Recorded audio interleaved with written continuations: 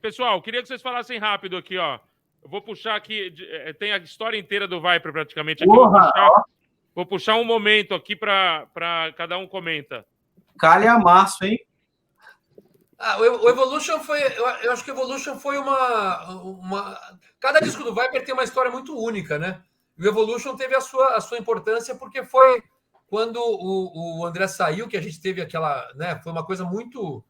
Uma mudança, acho que provavelmente a maior mudança em termos de estilo, assim, de formação da banda foi o André não ser mais o vocal. Então, eu acho que Evolution foi importante por isso. E foi o disco mais bem sucedido no Brasil, né? É até mais bem sucedido que os do André na época. Então, foi realmente um disco importante para a banda. E esse aqui? Aqui foi o momento que nosso amigo, na turnê desse disco, Guilherme Martin assumiu as baquetas do Viper, né? Foi o quê? 89? 90? Espera aí que eu tô tendo um lance aqui de conexão aqui. Vamos lá. Espera aí. Alô? Fala aí alguma coisa, alguém. Tá ouvindo? Oi. Fala aí, né? Tô. Alô, Voltou alô, aqui alô. a conexão. Tô. Pegando. Fala aí. Esse é o momento da entrada do Guilherme Martin na batera do Viper, na turnê do Theater of Fate. Essas fotos lindas aqui no estádio do Pacaembu. Não, essa não foi no Pacaembu. Essa foi, acho que no primeiro show de lançamento do Viper no Espaço Eletrô. Essa foi no Dama Choque. Essa de cima foi no Dama Choque. Não, a de baixo. Verdade, Tô falando da de baixo. Debaixo do Pacaembu. É debaixo do Pacaembu pelo Paulo, acho que pelo Paulo Cassige, né? Essa de cima não foi no primeiro show, então, foi no último do André. No último show do Dama Choque, do André, é. Aliás, Dia 30... foi uma data. Faz pouco tempo que foi uma data assim, que alguém postou que foi o último. Faz pouco tempo essa data aí, esse dia. 30 de junho. Ah, então. Foi. É. Mas fala aí desse momento na história do Viper, Guilas. Cara, eu tava numa outra banda, essa história é conhecida, né? Eu tava numa outra banda que era meio rival do Viper e eu cheguei, o Toninho quis falar comigo e quando eu cheguei em São Paulo, tava feito um convite para fazer um teste no Viper como baterista, né? E casou, assim, todo mundo tinha a mesma... tava cavando a mesma coisa desde de 14 anos, 13, 14 anos de idade. Então, funcionou ali, né? Eu achei que a gente foi legal. Eu tenho orgulho, assim, de ter tocado no Viper no período, assim, que o André tocou, né? Ali atrás, depois lá para frente, eu fiz parte da formação mais clássica do Viper.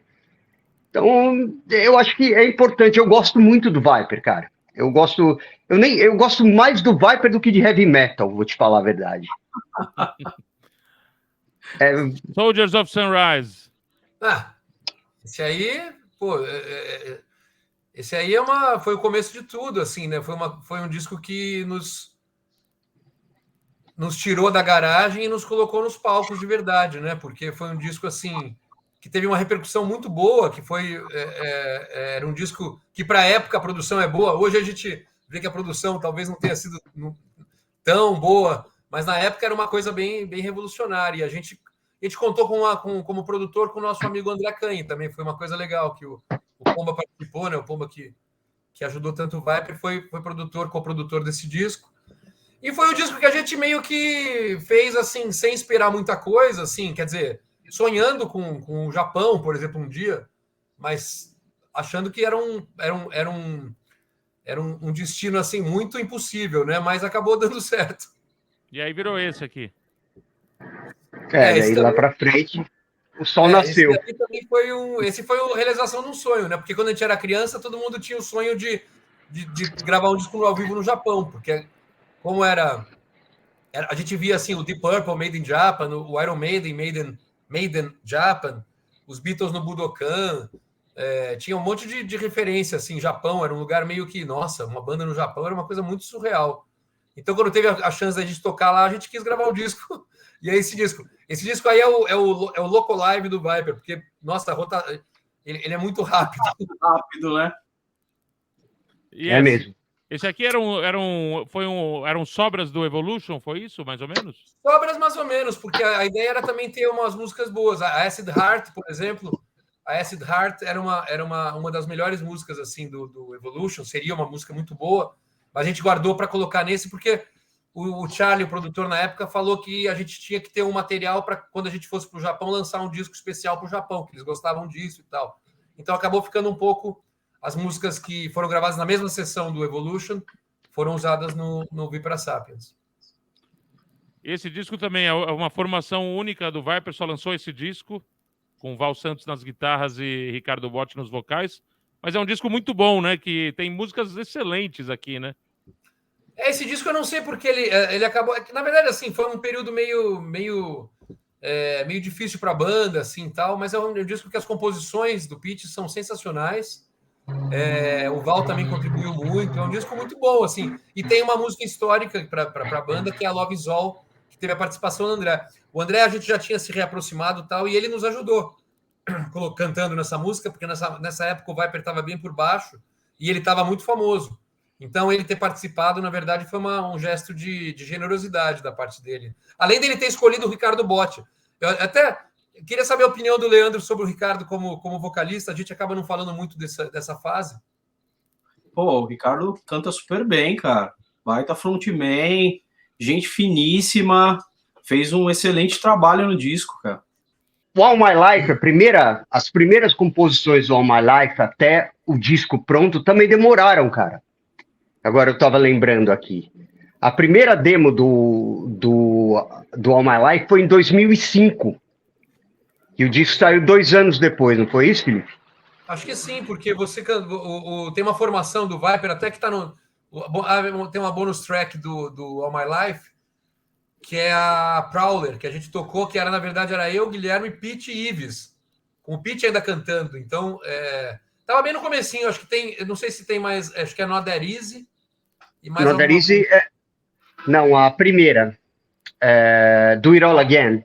Do It All Again, Not That Easy e Prowler, são as bonus tracks do disco, foram feitas bem antes, em 2005. Em 2005. Realmente demorou bastante para fazer também.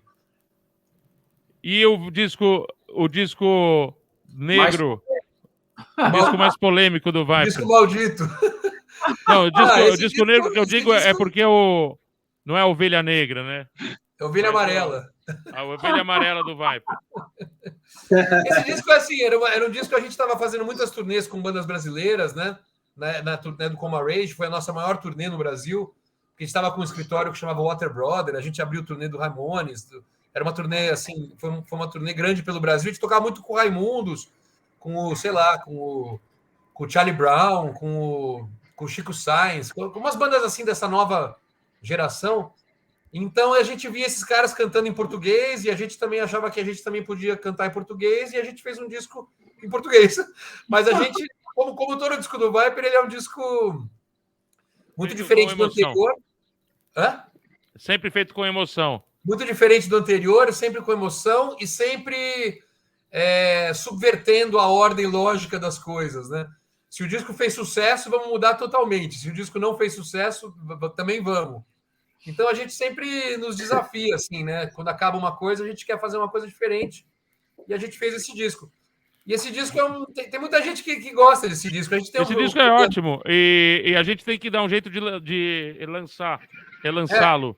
A gente tem depois a gente fala melhor disso. Tem uma questão meio jurídica aí, uma pendência aí, mas eu acho que a gente pode tentar resolver para conseguir lançar. Vamos ver. Mas pelo menos subir no streaming já deveria estar, né? Não, então, se der para resolver isso, eu acho que seria muito legal. Tem muita gente que pede, é engraçado. Porque, assim, é um disco que todo mundo adora falar mal, mas depois a pessoa fala, mas sabia que eu gosto? Não, mas ninguém fala mal. Hoje em dia a gente não tem mais... Na época era aquela coisa de você ter que ouvir um tipo de som do dia que você nasceu até o dia que você morrer. Você não pode ouvir nada diferente que... né? Então isso acho que já ficou muito datado, né? Mas o importante é isso aqui, ó. Timeless. Disco novo do Viper. Daqui pra frente. É isso aí. Daqui pra frente, shows acontecendo. Eu sei que vocês estão fazendo show direto. O show tá muito legal, essa formação realmente tá azeitada, como a gente diz, Valeu. tá redonda. Muito boa. E Pra obrigado, lembrar que os galera. shows estão com a TC7, hein? A galera procura TC7 Produções aí, com o Thiago. Para quem quiser ver esse novo setlist do Viper aí, não vai se arrepender. Muito bom, galera. Sempre bom falar com vocês. Timeless em todas as melhores lojas do ramo, em CD. Daqui a pouco vai sair em vinil. E, para quem quiser ouvir nas plataformas digitais, também totalmente disponível. Um excelente disco. Parabéns, galera.